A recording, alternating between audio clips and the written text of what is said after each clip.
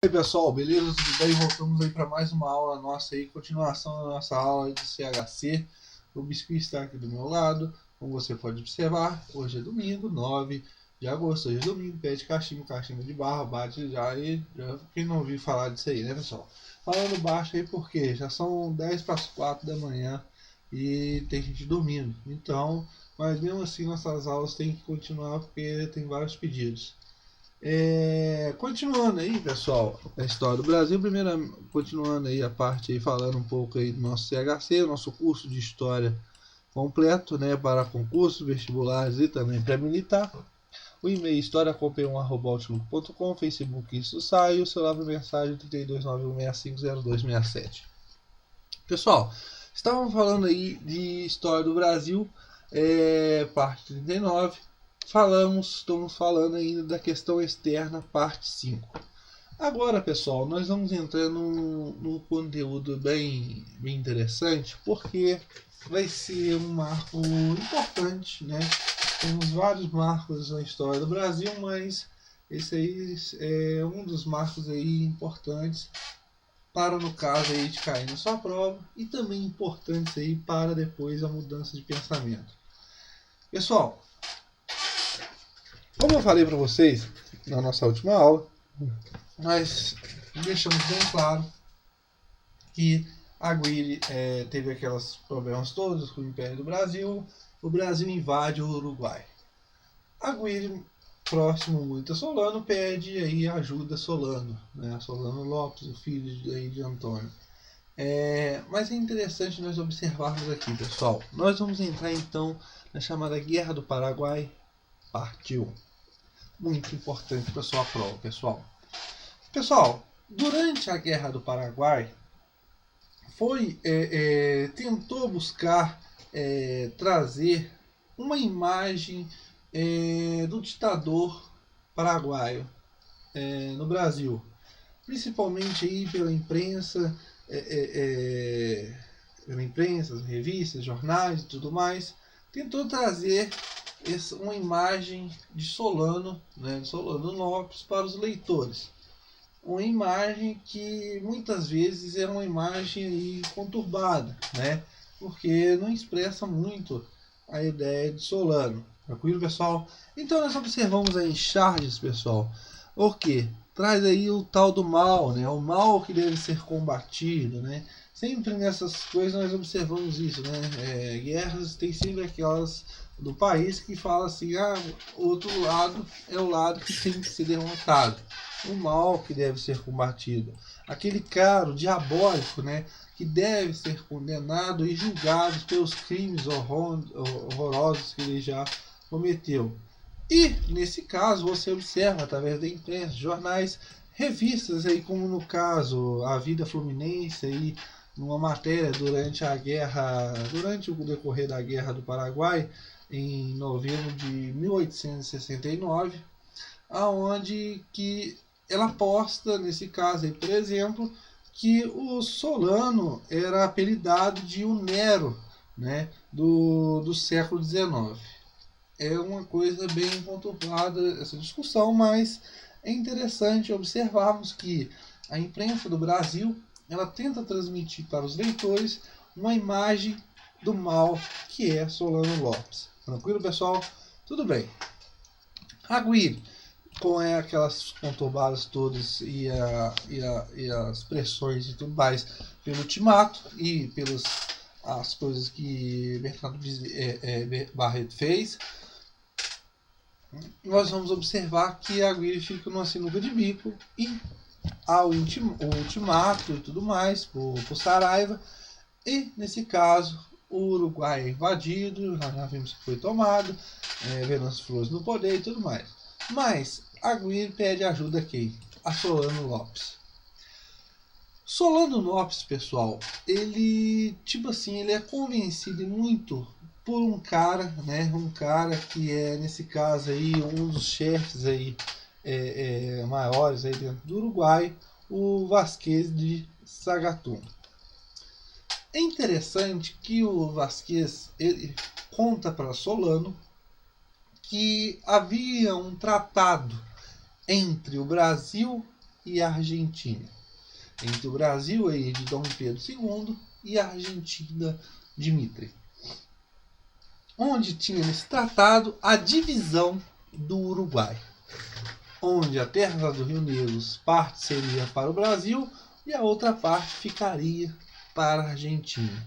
Então haveria um tratado e tudo mais da divisão do Uruguai. E após essa divisão, continuaria para onde?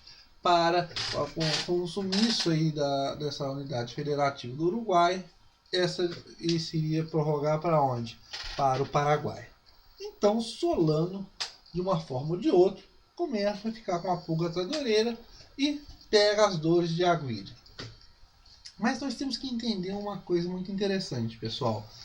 Diferente dos outros antepassados e tudo mais, Solano Lopes, pessoal, ele é mandado à Europa, né? Lá na Europa ele começa a estudar, ele fica muito fascinado na França com as histórias de Napoleão Bonaparte, ele tem muito conhecimento na Prússia sobre a arte da guerra e traz muito esses recursos militares para o Paraguai e consegue armar o Paraguai.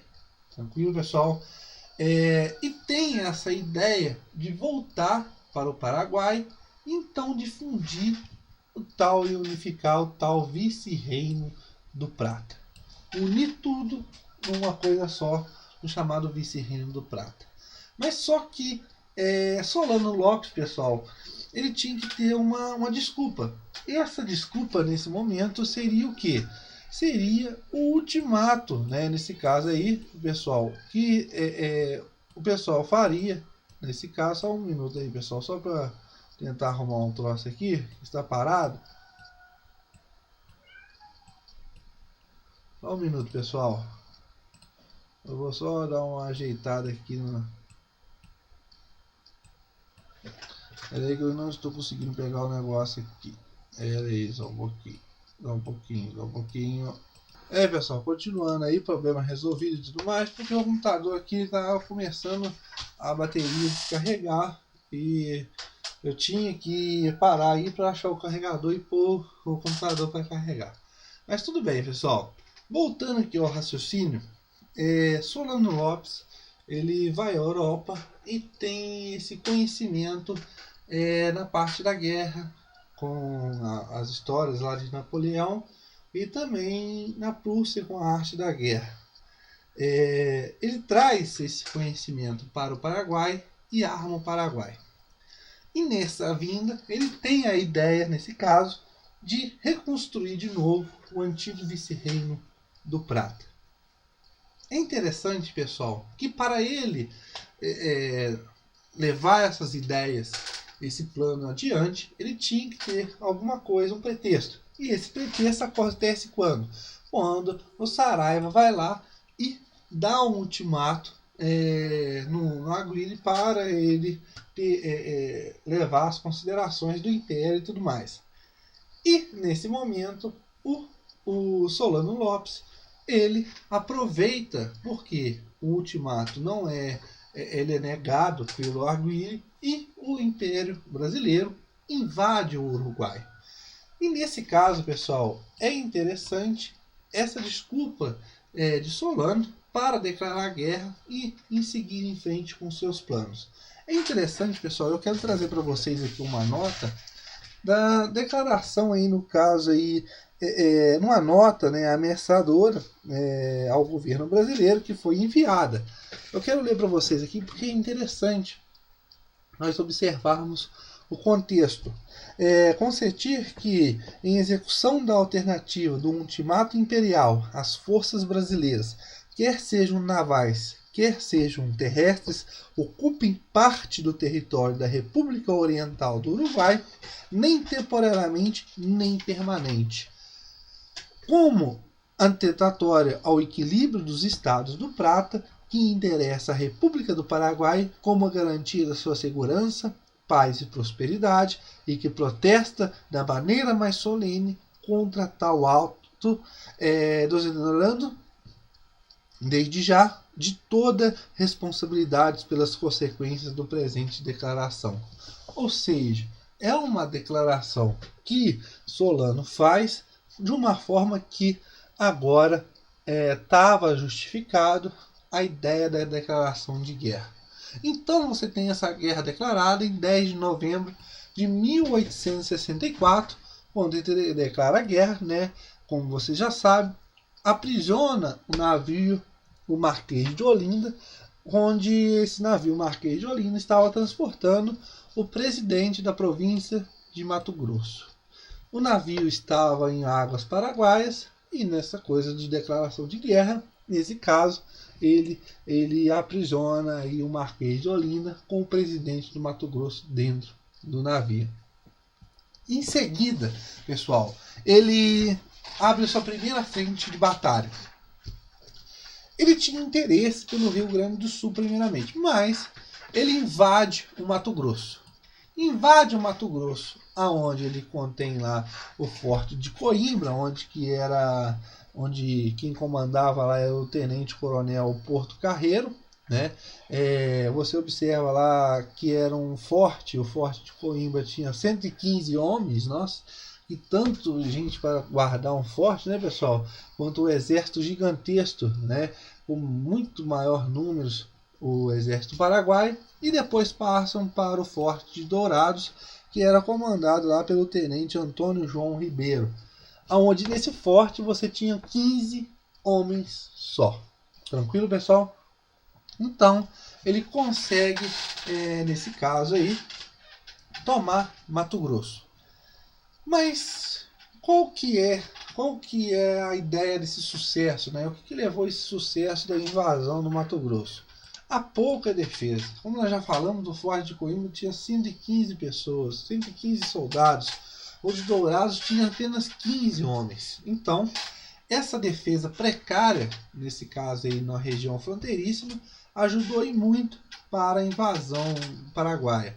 E ainda mais, o Mato Grosso ficava muito longe, muito distante da capital, Rio de Janeiro.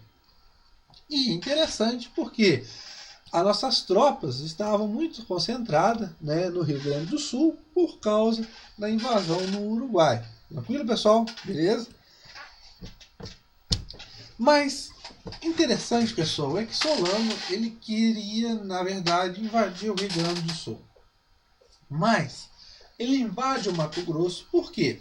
Ele quer consertar o erro que aconteceu lá atrás, lá muito atrás, por causa de que essa parte que foi perdida para os portugueses, né? Era uma parte que era da coroa espanhola que, com o descuido dos antepassados, se perdeu para os portugueses.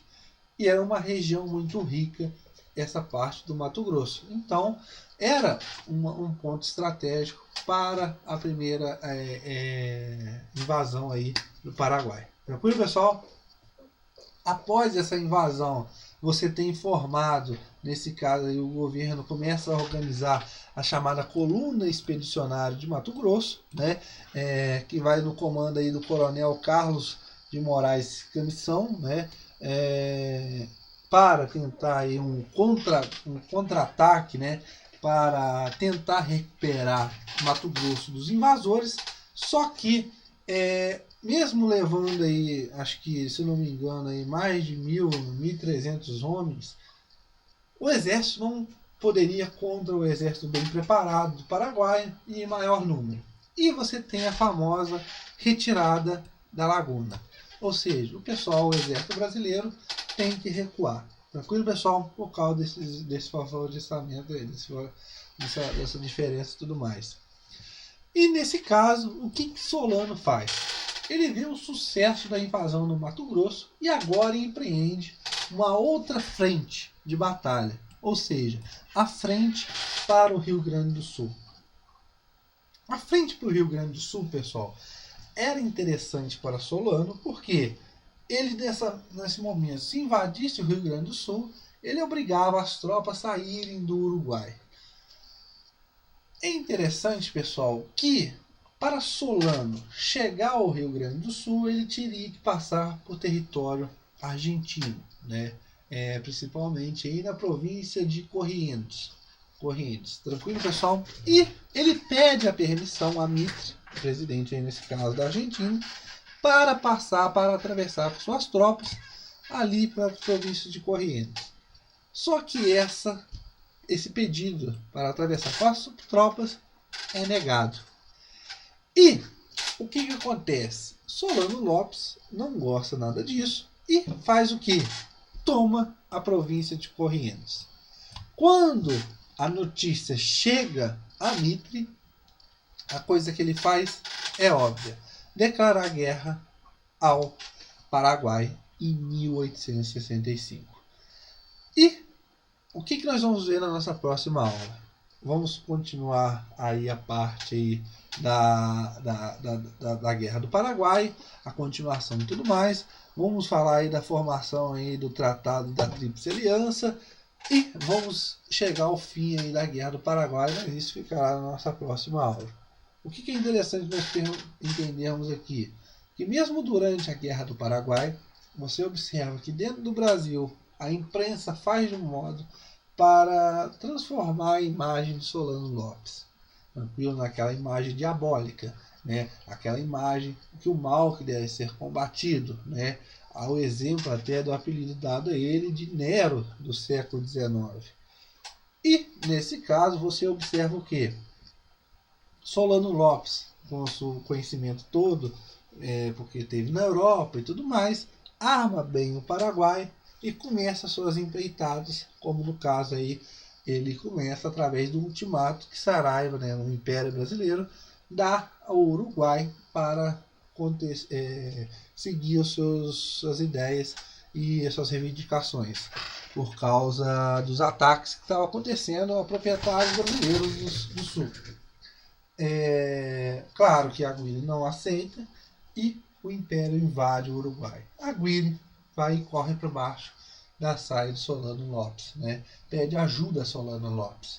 E Solano Lopes, com as ideias aí de Vasquez, desse dito tratado aí do Brasil e Argentina de dividir o Uruguai e depois dividir ir para o Paraguai, Solano Lopes declara guerra ao Brasil. Tranquilo, pessoal? E nós vimos aí a tomada aí das principais fortes de Coimbras e Dourados, na província de Mato Grosso, do navio aí, nós já vimos aí Marquês de Olinda e tudo mais. E essa guerra arrasta aí um bom tempo. Na nossa próxima aula falaremos mais aí sobre a Guerra do Paraguai. Valeu, pessoal, aí pela dedicação e pelo esforço aí de estar assistindo nossas aulas, né, pessoal? Espero que esteja ajudando aí. Qualquer coisa, mande e-mail para historiacom1@outlook.com. Valeu, um abraço, pessoal.